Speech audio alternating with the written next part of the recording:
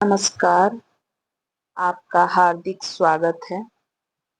आज हम संयुक्त वाक्य पर चर्चा करेंगे। पिछले वीडियो में हमने वाक्य और उनके भेदों पर चर्चा की है। आज उसी कड़ी को आगे बढ़ाते हुए हम संयुक्त वाक्य पर चर्चा करेंगे। संयुक्त वाक्य किसे कहते हैं या इसकी परिभाषा क्या है? जब ये प्रश्न उठता है तो सभी के मन में मिश्र वाक्य और संयुक्त वाक्य में जो अंतर है उसे लेकर अक्सर दुविधा की स्थिति रहती है। तो आइए इसी स्थिति को आज हम स्पष्ट करते हैं और सहज सरल भाषा में मैं संयुक्त वाक्य पर नोट लेकर आपके समक्ष आज उपस्थित हुई हूँ।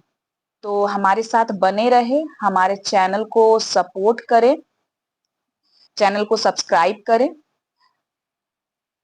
और व्याकरण से संबंधित अगर आपके मन में कोई भी दुविधा हो, कोई भी समस्या हो, हमें कमेंट बॉक्स में अवश्य सूचित करें।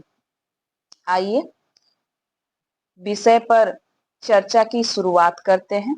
संयुक्त वाक्य, जिस वाक्य में एक से अधिक साधारण या मिश्र वाक्य हो अथवा जिस वाक्य में साधारण अथवा मिश्र वाक्य का मेल रहता है उसे संयुक्त वाक्य कहते हैं।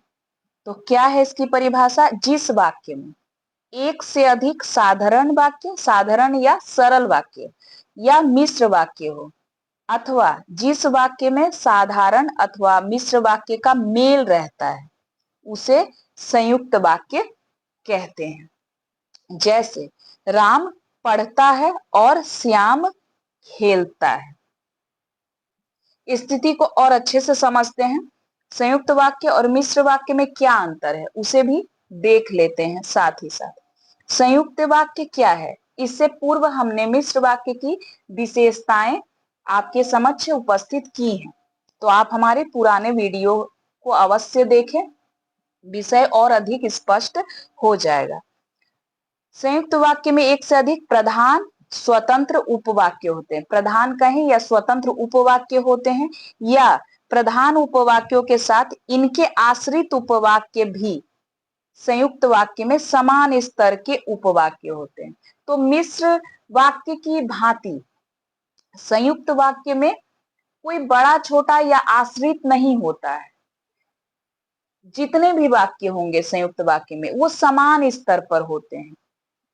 इनमें न कोई बड़ा होता है और न कोई छोटा होता है। तो यही अंतर है मिश्र वाक्य और संयुक्त वाक्य। मिश्र वाक्य में क्या होता है? वाक्य उपवाक्य आश्रित होते हैं। एक प्रधान वाक्य होता है, एक प्रधान या स्वतंत्र वाक्य होता है मिश्र वाक्य में और अन्य वाक्य उसके आश्रित होते हैं। जबकि संयुक्त वाक्य में ऐसा नहीं है। यहाँ किसी भी प्रकार का वाक्य हो लेकिन दोनों ही समान स्तर पर प्रधान होंगे। आगे बढ़ते हैं। संयुक्त वाक्य में एक से अधिक, यहां तक हमने पढ़ लिया है। एक और 2 नंबर हम पढ़ चुके हैं। आगे बढ़ते हैं। तीसरी जो मुख्य विशेषता है संयुक्त वाक्य की क्या है? संयुक्त वाक्य में उपवाक्य परस्पर आश्रित नहीं रहते हैं।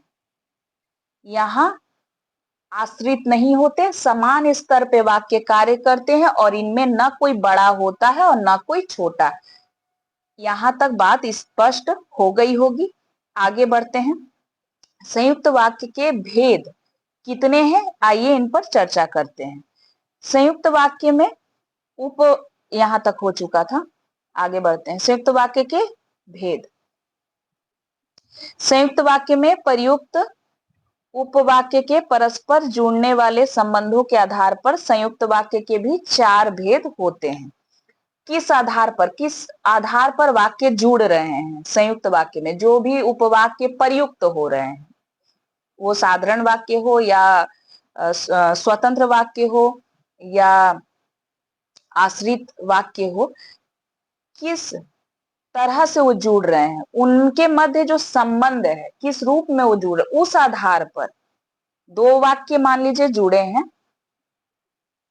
उनके संबंध के आधार पर संयुक्त वाक्य के कितने भेद होते हैं? 4 भेद होते हैं। पहला संयोजक संयुक्त वाक्य, दूसरा क्या है? विभाजक संयुक्त वाक्य, तीसरा विरोधवाचक संयुक्त वाक्य और चौथा है परिमाणवाचक संयुक्त वाक्य। पहला क्या है? संयोजक संयुक्त वाक्य। आइए इस पर चर्चा करते हैं। जब संयुक्त वाक्य में प्रयुक्त उपवाक्य दो या दो से अधिक घटनाओं स्थितियों के संग्रह या संयोजन का भाव व्यक्त करते हैं, संबंध जोड़ने का जो भाव होता है,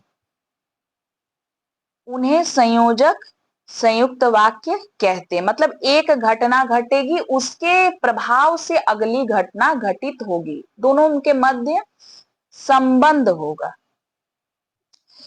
तो उदाहरण के तौर पे समझ लेते हैं इसे। चिड़िया को गोली लगी और वह गिर पड़ी। पहले गोली लगी और उसके बाद क्या हुआ? वह गिर पड़ी। तो यहाँ क्या है? संयोजन का भाव है, स्थितियां यहाँ संयुक्त हो रही हैं।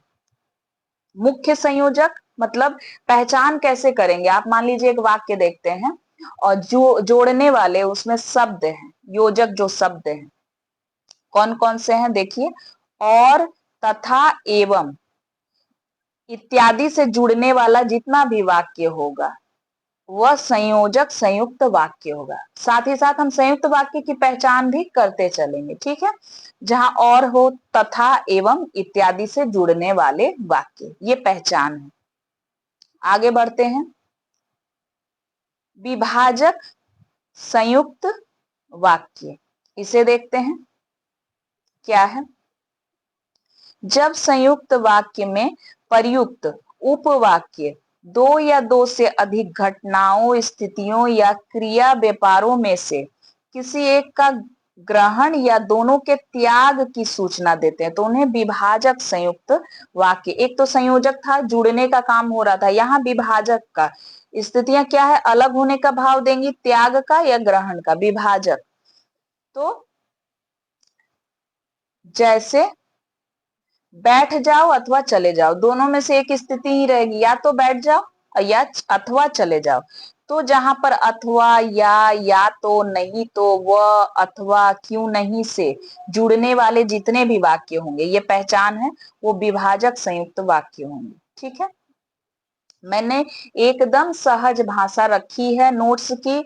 आप इन नोट्स को अपनी कॉपी में भी हूबहू उतार सकते हैं और यह एक प्रमाणिक नोट्स है। मैंने जितनी भी प्रमाणिक पुस्तकें हैं उनके आधार पर ही इनका संग्रह किया है और आसान भाषा में प्रस्तुत करने की चेष्टा किया है। उम्मीद है मेरी कोशिश आपको पसंद आएगी। आगे बढ़ते हैं। विरोधवाचक संयुक्त वाक्य। जब संयुक्त वाक्य में प्रयुक्त दो उपवाक्य दो घटनाओं स्थितियों या क्रिया व्यापारों के मध्य विरोध या विरोधाभास की सूचना देते हैं तो उसे विरोधवाचक संयुक्त वाक्य कहते हैं। विरोधवाचक, विरोध शब्द से ही हम समझ रहे हैं। तो जैसे कपिल खेलने में तो अच्छा है मगर पढ़ाई में कमजोर है, दो स्थितियां हैं, ठीक है। किंतु, परंतु, लेकिन, मगर, पर इत्यादि शब्दों से जुड़ने वाले जितने भी वाक्य होंगे उनकी पहचान क्या है? यह विरोधवाचक संयुक्त वाक्य है। आगे बढ़ते हैं। परिमाणवाचक संयुक्त वाक्य, जो चौथा भेद है संयुक्त वाक्य का। जब संयुक्त वाक्य में प्रयुक्त दो उपवाक्य रचना अथवा अर्थ की दृष्टि से एक दूसरे पर आश्रित न होते हुए भी कार्य कारण का बोध कराएं तो उन्हें परिमाणवाचक संयुक्त वाक्य कहते हैं। जैसे वो बीमार है इसलिए आज उदास बैठी है, तो यहाँ परिमाण का है। वो बीमार है इसलिए उदास क्यों बैठी है? तो वह बीमार है, ठीक है। यहाँ आश्रित नहीं है एक दूसरे पे वाक्य। वह ये तो हो गया उदाहरण। आगे बढ़ते, कौन से शब्द हैं जिनसे आप पहचान करेंगे? इसलिए, अतः, सो, इस कारण इत्यादि शब्दों से जुड़ने वाले वाक्य परिमाणवाचक संयुक्त वाक्य हैं।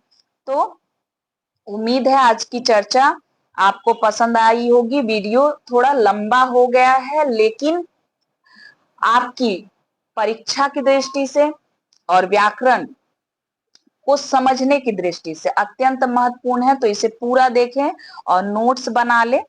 और किस विषय पर आप वीडियो देखना चाहते हैं, आप मुझे अवश्य कमेंट बॉक्स में सूचित करें।